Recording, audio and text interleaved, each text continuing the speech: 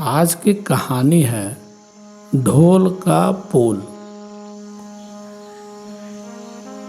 एक बार एक घने जंगल के निकट दो राजाओं के बीच घोर युद्ध हुआ। युद्ध में एक राजा जीत गया और दूसरा हार गया। सेनाएं अपने अपने नगरों को लौट गई, परंतु युद्ध के बाद मैदान में सेना का एक ढोल पीछे रह गया।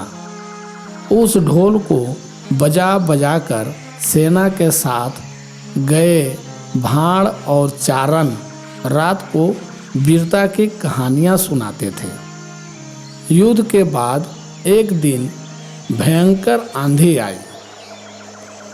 आंधी के जोर में वह ढोल लुढ़कता लुढ़कता एक सूखे पेड़ के पास जाकर टिक गया।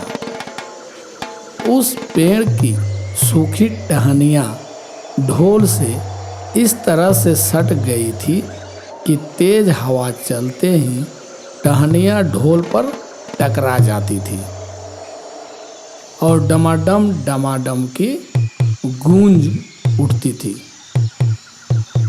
उस जंगल में एक सियार घूमता रहता था। उसने ढोल की आवाज़ सुनी और बहुत भयभीत हो गया।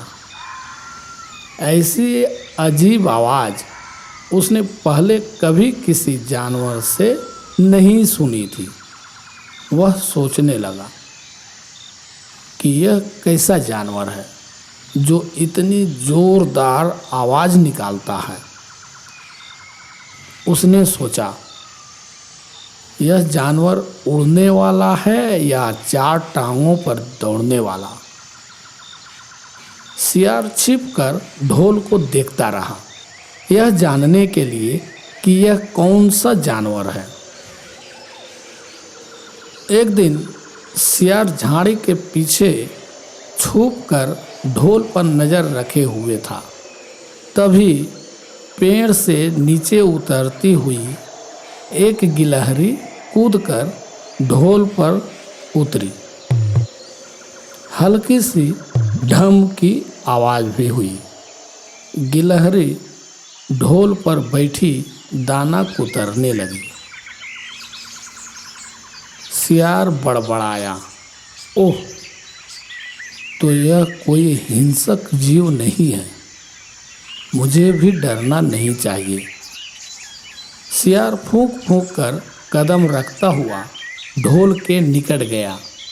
उसने ढोल को सूंघा। उसे ढोल का न कहीं सिर नजर आया और न पैर।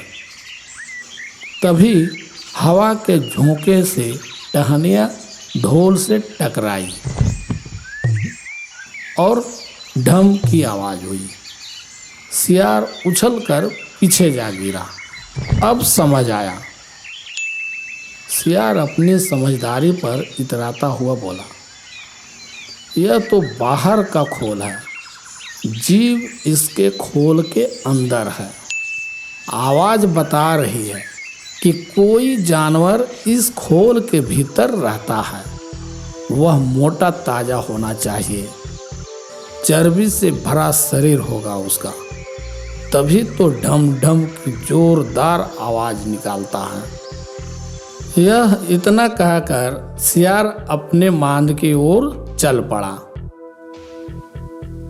अपनी मांद में घुसते ही सियार बोला, ओ सियारी, दावत खाने के लिए तैयार हो जा।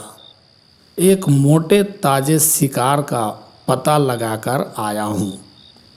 सियारी पूछने लगी, तुम उसे मार कर क्यों नहीं लाए?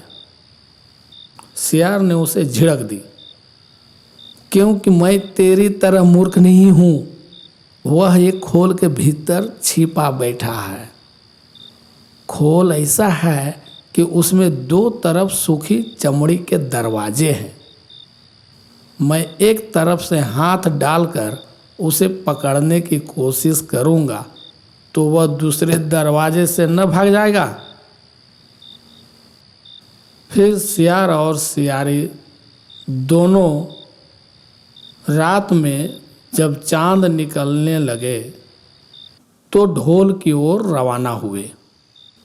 जब वे निकट पहुंच ही रहे थे कि फिर हवा से टहनियाँ ढोल पर टकराई और डम डम की आवाज़ निकली। सियार सियारी के कान में बोला, सुना उसकी आवाज़?